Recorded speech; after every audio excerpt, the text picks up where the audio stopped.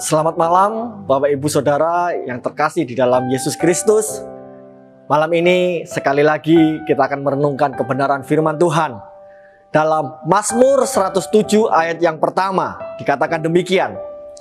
Bersyukurlah kepada Tuhan sebab Ia baik, bahwasanya untuk selama-lamanya kasih setianya. Ketika kita berbicara kebaikan Tuhan, banyak di antara kita akan berpikir pada hal-hal yang besar. Kalau kita berbicara tentang mujizat, kita akan berpikir sakit disembuhkan, yang mati dibangkitkan, yang lumpuh berjalan, yang buta melihat. Itulah mujizat. Kalau kita berbicara berkat, harta, benda melimpah, kesehatan, kekuatan yang Tuhan beri, itu berkat Tuhan, itu kebaikan Tuhan. Tetapi pernahkah Bapak Ibu Saudara merenungkan bahwa kebaikan Tuhan melebihi dari itu semua? Pernahkah kita merenungkan bahwa kebaikan Tuhan, berkat Tuhan melebihi dari harta benda yang Tuhan percayakan dalam hidup kita, melebihi kesehatan yang Tuhan berikan kepada kita, melebihi apapun yang terjadi di dalam hidup kita? Kalau kita melihat dalam Ibrani pasal yang ke-11, para tokoh-tokoh iman yang luar biasa, orang-orang hebat, hamba-hamba Tuhan yang Tuhan percayakan untuk melakukan rencana Tuhan di dalam hidup mereka, ternyata pahlawan-pahlawan iman ini tidak mendapatkan apa yang pernah dijanjikan. Dalam Ibrani 11 ayat 39 dikatakan demikian. Dan mereka semua tidak memperoleh apa yang dijanjikan itu, sekalipun iman mereka telah memberikan kepada mereka suatu kesaksian yang baik. Alkitab dengan jelas Bapak Ibu, mereka yang hebat, mereka yang dipakai Tuhan, mereka semua tidak memperoleh apa yang dijanjikan itu. Pertanyaannya, apakah Tuhan tidak baik? Apakah mereka tidak alami mujizat? Apakah mereka tidak mempunyai iman?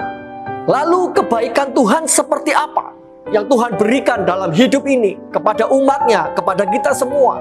Galatia 4 ayat yang ke-9 dikatakan demikian. Tetapi sekarang sesudah kamu mengenal Allah, atau lebih baik lagi sesudah kamu dikenal Allah. Inilah kebaikan Tuhan, inilah mujizat Tuhan yang sejati.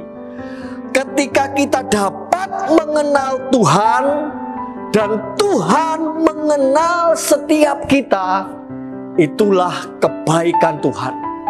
Itulah mujizat yang tidak dapat digantikan oleh apapun juga.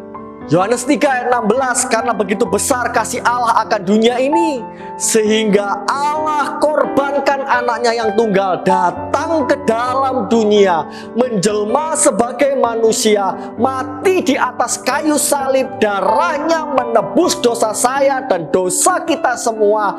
Barang siapa percaya kepadanya, dia tidak binasa, melainkan beroleh hidup yang kekal.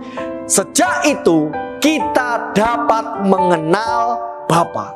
Yohanes 8 ayat 19 mengatakan, jikalau sekiranya kamu mengenal aku, kamu mengenal juga Bapakku. Ketika kita mengenal Yesus, kita mengenal Bapa, dan hari itu juga Bapa mau mengenal kita. Pernahkah kita renungkan Bapak Ibu Saudara, siapa kita? Dari bermiliar-miliar manusia yang ada di dalam dunia ini, Tuhan pilih saya, Tuhan pilih kita semua. Dia mau mengenal kita. Siapa kita? Yang lebih baik dari kita banyak sekali. Yang lebih pintar dari kita banyak sekali. Tetapi hari ini Allah mau mengenal kita. Siapa kita? Mari kita renungkan. Secara manusia, ketika kita mengenal seseorang yang mempunyai kekuasaan, mengenal seseorang yang mempunyai jabatan, secara naluri manusia mempunyai kebanggaan tersendiri. Tapi pernahkah kita bangga dapat mengenal Allah pencipta langit dan bumi, pemilik hidup kita? Pernahkah kita bangga kita dikenal oleh Allah, manusia yang berdosa ini? Adakah kebanggaan itu di dalam hidup kita? Sudahkah Bapak, Ibu, Saudara merasakan bahwa benar-benar Tuhan Yesus baik dalam hidup kita? Itu sebab pemazmur dalam Mazmur 107 mengatakan, sebagai umat-umat yang setelah ditebus oleh Tuhan, bersyukurlah kepada Tuhan, sebab Tuhan baik, bahwasanya kasih setianya untuk selama-lamanya. Kata kenal dalam Kamus Besar Bahasa Indonesia mempunyai arti mengerti, mempunyai pengetahuan, mempunyai rasa. Kata kenal dalam Kamus Alkitab sering memakai kata ginosko, yang artinya belajar mengenal, belajar mengerti, mempunyai pengetahuan sampai tingkat yang intim.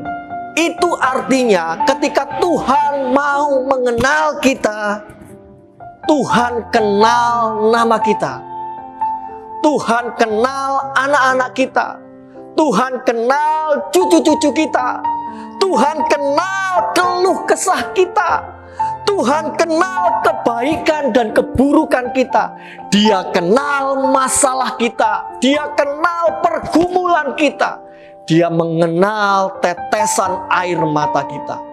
Itulah kebaikan Tuhan yang luar biasa. Dalam Yesaya 49 ayat 1 dikatakan demikian, dengarlah aku hai pulau-pulau, perhatikanlah hai bangsa-bangsa yang jauh.